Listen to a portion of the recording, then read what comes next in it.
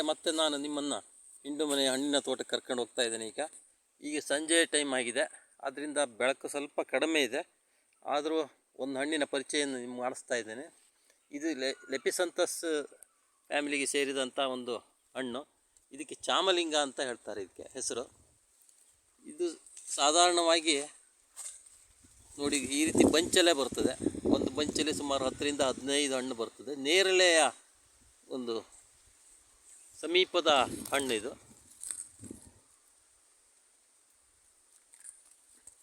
ನೋಡಿ ಇದು ಹಣ್ಣು ಇದೇ ರೀತಿ ಜೋಡಿ ಜೋಡಿ ಹಣ್ಣು ಬರೋದು ಇದರ ವಿಶೇಷ.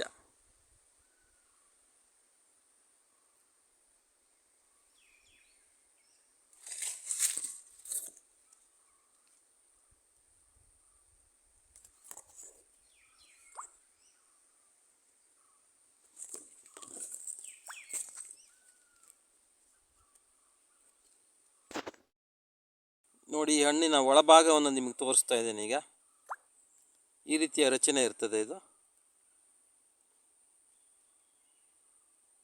ಈ ಪಲ್ಪನ್ನು ತಿನ್ನೋದು. ಇದು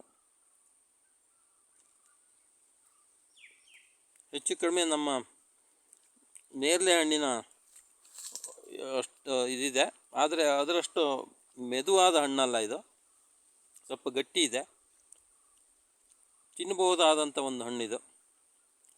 ನೋಡಿ ಬಹಳ ಸಿಹಿ ಏನಿಲ್ಲ, ಮಧ್ಯಮ ಗಾತ್ರದ ಸಿಹಿ ಆದ ಹಣ್ಣಿದು. ಅದಕ್ಕೆ ಇದು ಹೆಚ್ಚಿನ ಪಾಲು ಬರುವಂಥ ಒಂದು ಗುಣಲಕ್ಷಣ ಇದ್ರದ್ದು. ನೋಡಿ ಇದು ಎಲ್ಲ ತೆನೆಗಳು ಬಂದಿತ್ತು. ಬಿಸಿಲು ಜಾಸ್ತಿ ಆದ್ದರಿಂದ ಭಾಳಷ್ಟು ತೆನೆಗಳು ಹೋಗಿದೆ. ಒಂದೆರಡು ತೆನೆ ಮಾತ್ರ ಉಳಿದಿದೆ. ನೋಡಿ ಕಾಣ್ತಾ ಇದೆ. ಈಗ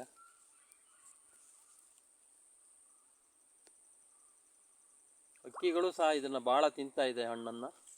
ಹಾಗಾಗಿ ಭಾಳಷ್ಟು ಹಣ್ಣುಗಳು ನಮಗೆ ನೋಡಲಿಕ್ಕೂ ಸಹ ಸಿಗದೆ ಹೋದ ಪರಿಸ್ಥಿತಿ ಆಗಿದೆ.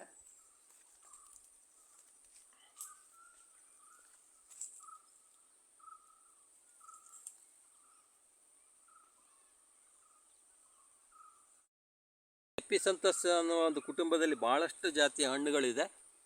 ಈಗ ನಮಗೆ ಒಂದು ಜಾತಿಯನ್ನು ಮಾತ್ರ ತೋರಿಸಿದೆ. ಮುಂದಿನ ದಿನಗಳಲ್ಲಿ ಇದರಲ್ಲಿ ಈ ಕುಟುಂಬದ ಬೇರೆ ಬೇರೆ ಜಾತಿಯ ಹಣ್ಣುಗಳನ್ನು ನಾನು ತೋರಿಸ್ತೇನೆ. ಇದನ್ನು ನೀವು ಆಸಕ್ತರು ಬೆಳೆಸ್ಕೋಬೋದು. ಇದರ ಗಿಡಗಳು ಸಹ ನನ್ನ ನರ್ಸರಿಯಲ್ಲಿ ಲಭ್ಯ ಇದೆ. ಆಸಕ್ತರು ಬೇಕಾದರೆ ಸಂಪರ್ಕಿಸಿ. ಮತ್ತೆ ಮುಂದಿನ ಒಂದು ವಿಡಿಯೋದೊಂದಿಗೆ ಭೇಟಿಯಾಗೋಣ ಹಣ್ಣಿನೊಂದಿಗೆ.